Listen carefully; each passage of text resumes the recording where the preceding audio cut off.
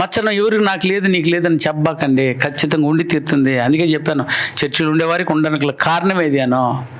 అలా మచ్చరంతో నిండుకునేటువంటి మీరు ఒక్క క్షణం దాన్ని వదులుకోవాలనుకున్నప్పుడు, దాన్ని గెలవాలనుకున్నప్పుడు, పక్కన నీ సోదరునికి నీ సహోదరికి దేవుడిచ్చిన విజయాన్ని బట్టి అప్పటికప్పటికి అలా మోకరించుకుని, లేదా నీ మనసు నిండా దేవునికి కృతజ్ఞతాస్తుతులు ఆయన పట్ల చెల్లించో, నువ్వు ఆనాడికి జయిస్తావు. అప్పుడు ఎందుకు ఇవ్వడు దేవునికి ఇవన్నీ? అలాంటి సందర్భాలు వచ్చినప్పుడు ఎందుకు దేవునికి విజయం ఇవ్వడు అనేటువంటి ఎగ్జాంపుల్ కూడా చూసి మనం ముందుకు వెళ్ళాము ఆ రోజు ఆదివారం. ఏనైనా యోహాను, బాప్తిస్మ ఇచ్చే యోహాను ఓర్మైనటువంటి వ్యక్తే. ఆయనకంటే మించిన వ్యక్తులు ఎవరు లేరు. నిజంగా స్త్రీలు కనిన వారిలో అతని కంటే గొప్పవారు ఎవరునూ లేరని యేసుప్రభువు సాక్ష్యం పలుకుతున్నటువంటి గొప్ప వ్యక్తి. అతని శిష్యులు ఆయన వద్దకు వచ్చారు. ఆ మాట ఒకసారి చదివి వెళ్దాము. 3వ అధ్యాయము 26వ వచనం. యోహాను సువార్త 3వ అధ్యాయము 26 నుంచి 30 వచనాల వరకు దయతో చదువుదాం చూడండి. కనుక వారు యోహాను వద్దకు వచ్చి, బోధకుడా, ఎవరు అనుకుంటున్నావు అతను? చూసారా, ఎవరైతే యోర్దాను అవతల నీతో కాదు ఉండినో,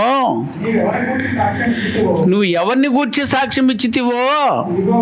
ఏమని సాక్ష్యం ఇచ్చేవా? ఈయనే లోక పాపను మోసుకొని పోయే దేవుని గొర్రె పిల్ల.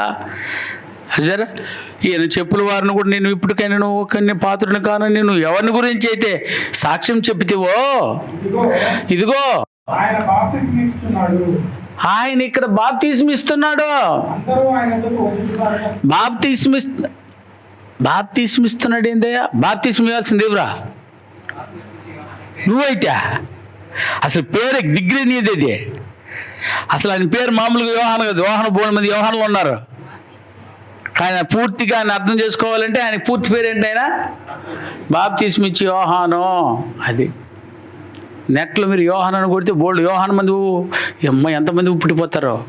కానీ స్పెషల్ డిగ్రీ బాప్తిస్మకు, స్పెషల్ డిగ్రీ. అట్లాంటి వ్యక్తి మీరే ఇక్కడ కూర్చొని ఉంటే నీ వెనక వచ్చినాడు. ఎన్ని నెలల? 6 నెలల వెనక వచ్చినాడు. చూసారా, నీ దగ్గర వచ్చి బాప్తిస్మ తీసుకు. అంత పెద్దవాడు అన్నావు నువ్వు. చెప్పులు వారు నువ్వు ఇప్పటికైనా పాత్రను కానన్నావు నువ్వు. ఆయన వచ్చేసి నీ దగ్గర బాప్తిస్మ తీసుకొని పని ప్రారంభించినాడు. ఇప్పుడు నీకంటే ఎక్కువగా బాప్తిస్మ ఇస్తున్నాడు. అంటే 4వ అధ్యాయం 1వ వచనం. 4వ యోహాను సువార్త 4వ అధ్యాయం 1వ వచనం. నాన్న, యోహాను కంటే చూడు ఎంత బాగుంది అక్కడ. యోహాను కంటే యేసు ఎక్కువ మందిని యోహాను కంటే ఎక్కువ మందిని ముందు 6 నెలల ముందు పుడితే 6 నెలలు ముందు పుడితే ఎవరు ఎక్కువ చేయాలి? ఆయన 6 నెలలు ముందు పుట్టినోడు చేయాలి కానీ ఈ పని. ఏమంటున్నాడు? యోహాను కంటే యేసు ఎక్కువ మందిని శిష్యులుగా చేసుకొని వారికి బాప్తిస్మ ఇచ్చుచున్న సంగతి. అదేనైనా శిష్యులు ఈ మాటలు వినేశారు. ఎవరు శిష్యులా? యోహాను శిష్యులే వినేశారు ఈ మాటని.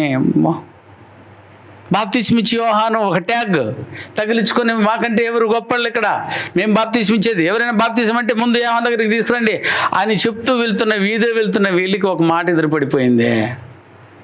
అరే, యోహాను కంటే ఎక్కువగా బాప్తిస్మ ఇస్తున్నాడు ఒక ఆయన.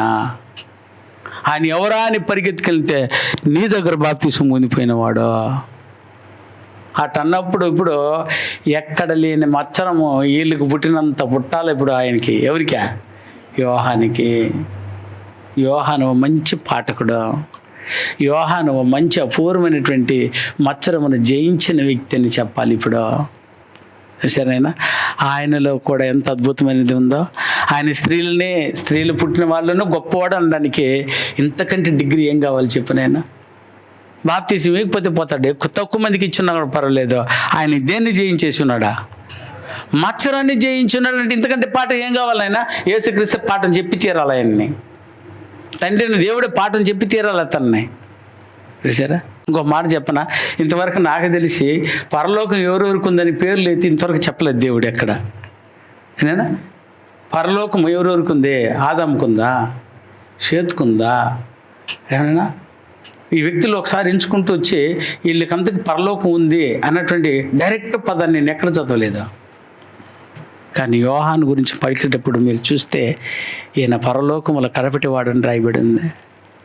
అంటే పరలోకానికి అయ్యా కడపటివాడా, ముందువాడా, నడిపివాడా, అదే తర్వాత నన్ ఆఫ్ ది మ్యాటర్. ముందు ఎక్కడికి వెళ్ళిపోయాడు, ఎక్కడున్నాడు ఇతను? దేవుని రాజ్యములో ఖచ్చితంగా ఉన్నాడని ఒక పేరు నేను ధైర్యంగా చదవలేదు నాయనా. తీర్పు దినమందు వారు లెక్క భయపడితేమో కానీ ఇతన్ని పరలోకానికి అర్హుడు అనేటువంటి పలికినటువంటి మాట యోహాన్ గారిది.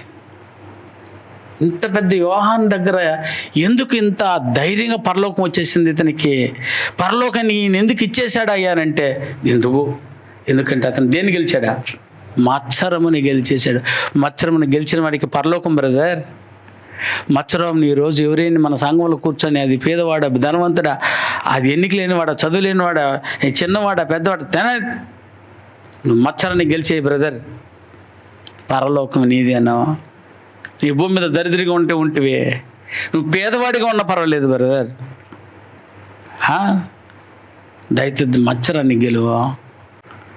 అదేనా ఆయన తను ఏమనుకుంటున్నాడో చూడండి. ఎంత తక్కువ వాడిని నేను అంటే ఎంత తక్కువ వాడిని నేను కడపటి వాడిని కాదు పరలోకానికి నేను కడపటి వాడిని చెప్పుకుంటున్న ఆ వ్యక్తి ఎందుకు ఆ మాట చెప్పగలుగుతున్నాడని అంటే మత్సరమని గెలిచేసాడు అతను. మనకు పాఠంగా ఉన్నాడు కాబట్టి అందుకే ఆ మాట గురించి చెప్తున్నాం. ఇప్పుడు చదువు 26వ వచనం, 3వ అధ్యాయం 26. యోహాను శిష్యులు వచ్చి క్రీస్తు గురించి చెప్తున్నప్పుడు యోహాను వద్దకు వచ్చి బోధకుడా ఉండినో నువ్వు ఎవరిని గురించి సాక్ష్యం ఇచ్చితివో ఇదిగో ఆయన బాప్తీసం ఇచ్చుచున్నాడు, అందరూ ఆయన వద్దకు వస్తున్నాడు. ఇప్పుడు నీ ఎత్తుకు రాలేదనే కదా దాని అర్థం. అందరూ ఆయన దగ్గరికి వెళ్ళిపోతున్నారు, నీ ఎత్తుకు రావట్లేదు. ఆయన ప్రసంగం ఎక్కువ వింటున్నారు. నిన్న వచ్చి నేర్చుకున్నాడు, నిన్న ముందు బాప్తీసం పొందాడు, వాళ్ళ దగ్గర ఎక్కిపోతున్నారు జనాలు.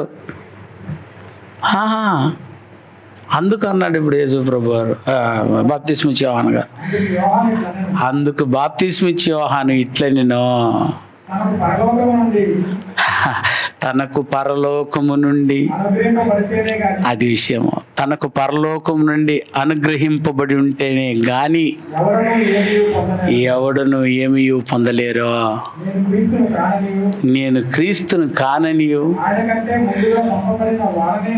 ఆయనకంటే ముందుగా పంపబడిన వాడనేననియు మీరే నాకు సాక్షులు. అవును,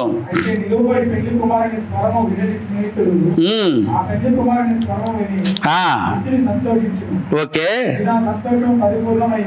ఓకే. ఆయన హెచ్చవలసి ఉన్నది, నేను తగ్గవలసి ఉన్నది. ఆయన నాకంటే ఎక్కువ బాప్తిస్మ ఇవ్వాలా, ఆయన నాకంటే ఎక్కువగా శిష్యులను చేసుకోవాలా. ఆయన ఈ లోకానికి వచ్చిన పని అది.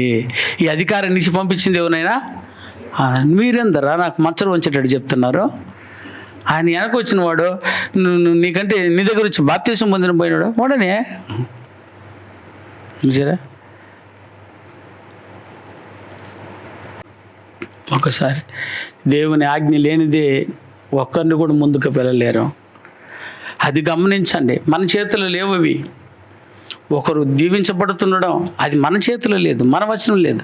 మన ఎదురుకున్నవాడే, మనకంటే తక్కువ పుట్టినవాడే, మనకంటే చిన్నగా ఉన్న పేదవాడే, కానీ మనకంటే గొప్పగా వెళ్ళిపోయి ఉంటాడు.